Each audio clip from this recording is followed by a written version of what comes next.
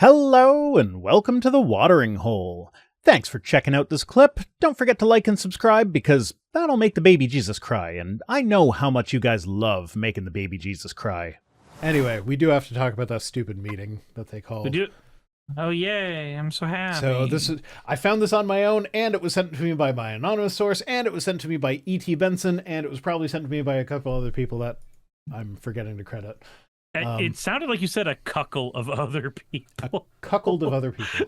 A cuckle of other people. That is the metric for measuring audience size on my channels. How many? Well, of course, because they watch. It's like there's 110 people watching the stream on YouTube right now. That's about one cuckold. That's about 20 cuckolds. No, one cuckold is about 5 people, so it's about 20 it has cuckolds. to be an odd number of people so that there's always one person watching and left out. Exactly. I'm glad you're understanding.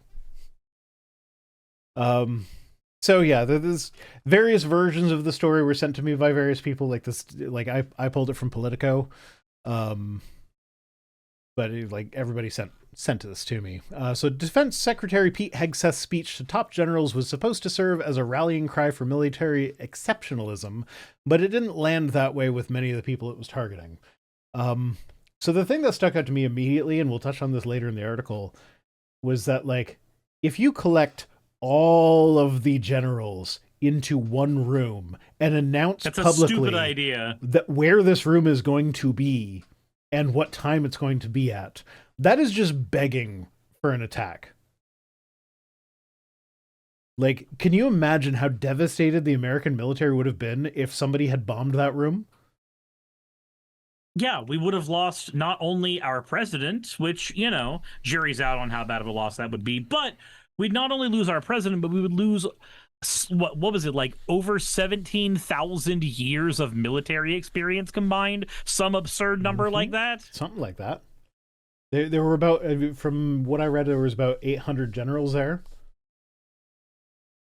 It's all of the top brass. It's all of the commanders of the military, the people in charge of figuring out where to send troops and why. You just bomb that room and the entire American military apparatus is paralyzed. But, so Defense Secretary Pete Hegseth's speech to top generals was supposed to serve as a rallying cry for military exceptionalism, but it didn't land that way with many of the people it was targeting. No, of course not.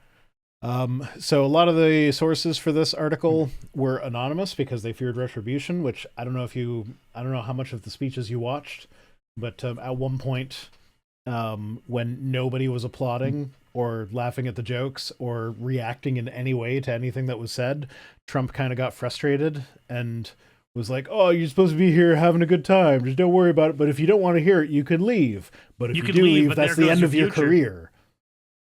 You could walk out there, but of course there's your future. And then everybody just started nervously laughing after that point. Yeah. So they explicitly threatened their military career if they didn't stay in the meeting. So obviously these people were not comfortable there. Yeah. But so the people that were there were speaking anonymously because they don't want to jeopardize their careers. So one person said it was more like a press conference than briefing the generals. They said this meeting could have been an email, obviously. So the way I see it, they were kind of doing a loyalty test, but I feel like it was also Trump just wanted to have a rally where everybody was in impressive military regalia because he wants to be like Hitler. Man, let's just make stupid decisions that critically hurt our military infrastructure so that we can look strong. Let's do things that make stupid people think we look strong, that smart people understand makes us look stupid.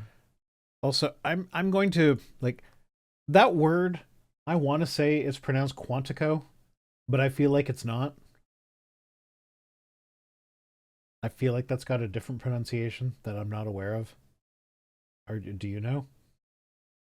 No, I don't. Because I would say Quantico, but I feel like I've heard the name of that place before and it's not pronounced Quantico. So here's what I do know. This has told me that I need sugar in my system. So I am going to go throw a thing into the toaster oven real quick and then be right back. Okay.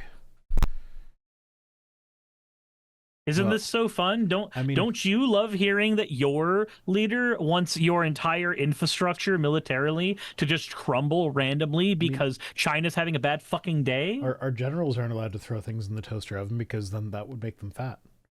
And we can't have fat generals or fat troops. It doesn't work in the army. It's so long as they handle PT, they're good. Yeah, okay, but Hegseth can do more PT than the generals.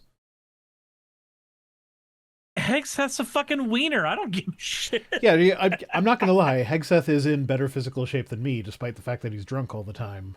So, like, yeah, he can do more chin-ups than me. I'm not gonna pretend otherwise. That doesn't mean that everybody should meet that same standard to be in the military. All right, I have thrown Pop-Tarts in the oven. Yay! Life is fantastic. Okay.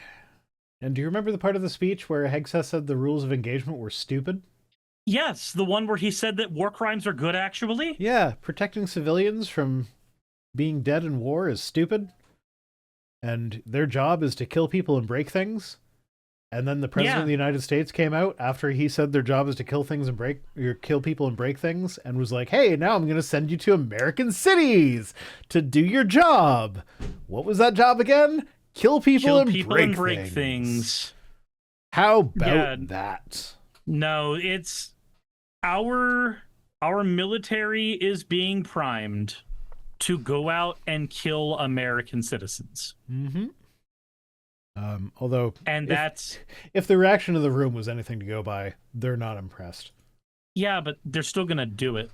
Mm. That's the thing. The United States cannot have a military coup against the president because our military is too disorganized for that. Not in the sense that our military does not have a top-down organizational structure that works really well for sending people to do things, but because we quite literally just randomly shuffle around our military personnel every year or so, our military is not set up in such a way where people can actually like build up their little secret societies. The Roman thing where his battalion is loyal to the general.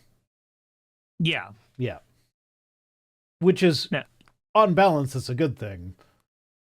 But like in this scenario, it'd almost be like, I kind of want a military coup.